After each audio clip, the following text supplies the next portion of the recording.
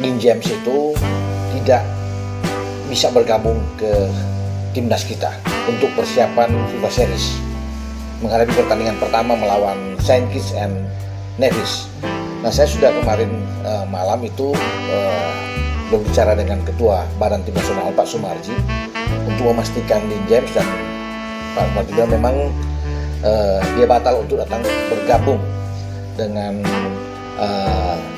timnas, dan itu juga sudah menjadi keputusan dari pelatih John Hetman, sehingga dari 24 pemain yang ada sekarang memang tinggal 23 pemain dengan. Assalamualaikum warahmatullahi wabarakatuh. Salam olahraga. Jadi Dean James dikabarkan batal memperkuat timnas Indonesia di FIFA Series ya. Kemungkinan ada beberapa masalah yang dihadapi Dean James ya, yang diberitakan oleh media, yang salah satunya adalah izin bekerja di Eropa ya, karena Dean James ini memiliki paspor Indonesia dan sebelumnya Dean James memiliki paspor Belanda ya, dan pada saat pengalihan paspor kemungkinan Dean James belum menyelesaikan izin kerja di Eropa, jadi itu sudah ditangani oleh klubnya Dean James dan klubnya berani pasang badan. Jadi opsi untuk pengganti Dean James di FIFA Series mungkin ada beberapa ya. Salah satunya adalah Kelvin Verdong ya.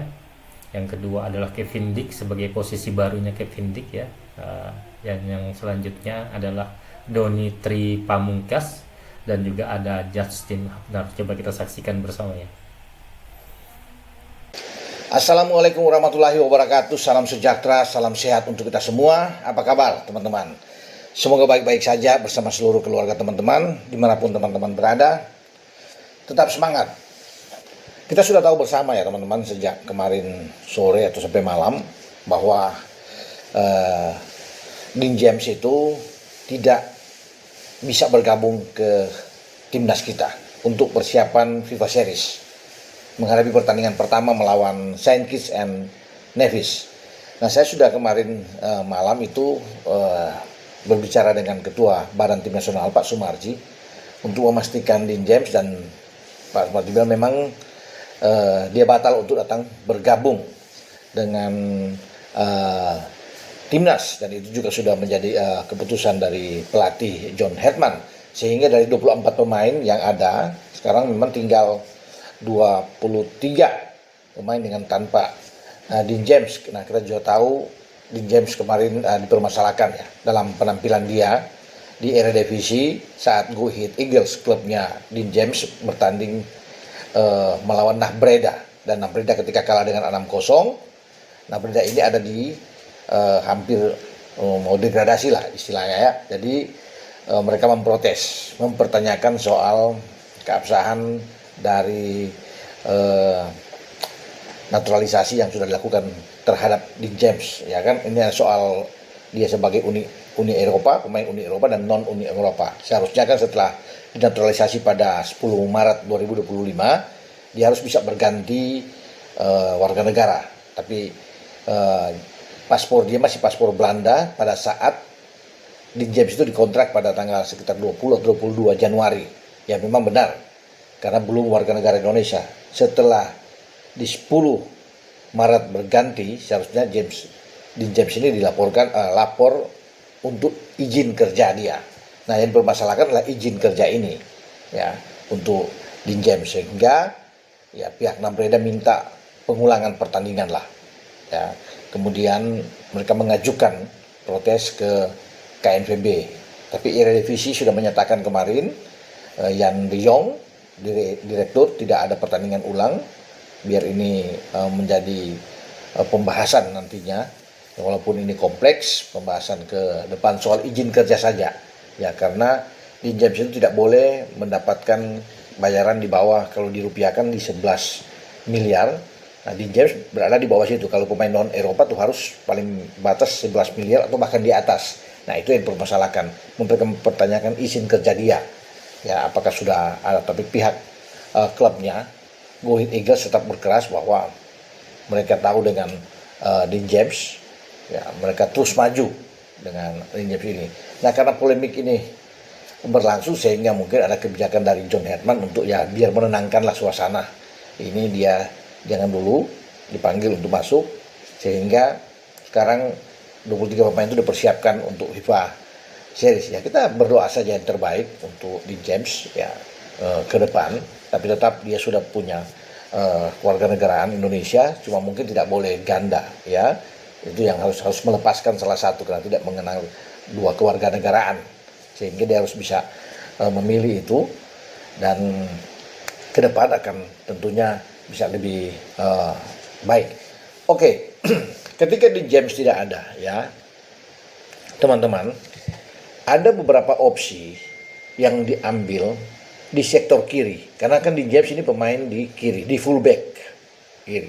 Nah, posisi ini saya pikir sebenarnya banyak. Kalau bicara di nama-nama pemain yang bisa bermain di posisi kiri itu banyak. Ada Calvin Verdong bisa bermain di sana, kan ada Donny Trick juga yang bisa tampil sana. Nathan Cho juga bisa bermain di sana. Bahkan Justin Hubner juga bisa bermain.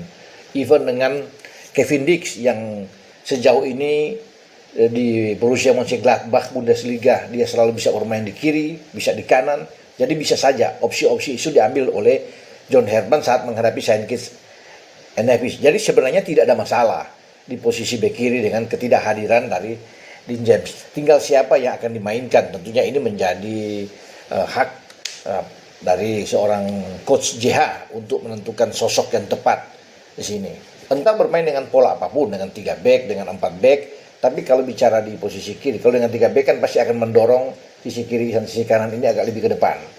Ya. Nah, Calvin Verdong yang namanya itu ada di posisi gelandang, itu bisa bermain lagi di posisi kiri. Ini opsi pertama. Ya, ketika bermain dengan 3 back. Nah, yang saya bicarakan adalah posisi fullback kiri atau di kiri. Calvin Verdong bisa ada di sana. Oke, berarti posisi tengah itu bisa aja juga dengan Jordi Amat yang mendampingi Joe Pelupessy. Ya, atau Nathan Cho yang bisa mendampingi Joe Pelupessy, atau Ivar Jenner yang bermain ini kalau Verdong ditarik ke kiri. Jika Verdong tetap bermain di posisi gelandang, lebih bertahan bersama dengan Joe Pelupessy, maka di posisi kiri yang ada saat ini bisa saja itu Nathan Cho yang di Tilburg bisa bermain di sana, atau bisa mencoba dengan Donny Trick. Itu alternatif ya. Tetapi kalau untuk lebih safe saya pikir di sana bisa saja Kevin Dix ditarik. Ya, ini opsi lain yang ada ya. Kalau tadi saya bilang Nathan Cho bisa bermain di situ. Ya. Bisa saja opsi lain adalah Kevin Dix yang akan bermain di posisi kiri. Lalu bagaimana di kanan? Di kanan itu bisa ada Sandy Walsh yang akan ada di sana. Jadi itu opsi-opsi yang bisa diambil oleh John Herdman di posisi kiri. Ya, memang kalau lebih safe bermain, saya pikir Verdong lah bermain di sana. Ya, dengan Kevin Dix di kanan. Tapi kalaupun ini even berputar dengan Kevin Dix ada di kiri, Verdong bermain di tengah, tidak ada masalah juga. Saya pikir dengan komposisi seperti ini. Jadi tinggal bagaimana lah. Tentunya melihat dengan kekuatan dari lawan dan keinginan coach JH untuk memainkan pemain di sisi kiri. Donny Trick mungkin saja bisa dicoba, diberikan ruang bagi dia untuk dapat jam bermain di timnas senior, itu mungkin di babak kedua sebagai super sub. Tapi kalau bermain di awal, saya rasa lebih enak ya.